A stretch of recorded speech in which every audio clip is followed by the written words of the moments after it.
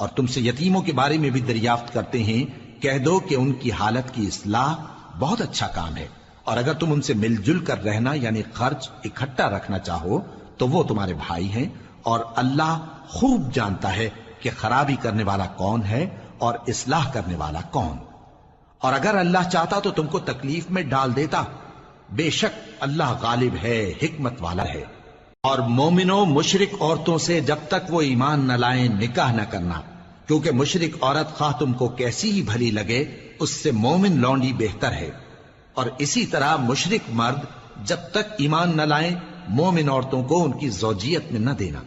کیونکہ مشرک مرد سے خواہ وہ تم کو کیسا ہی بھلا لگے مومن غلام بہتر ہے۔ یہ مشرک لوگوں کو دوزخ کی طرف بلاتی ہیں، اور اللہ اپنی مہربانی سے بہشت اور بخشش کی طرف بلاتا ہے، اور اپنے حکم لوگوں سے کھول کھول کر بیان کرتا ہے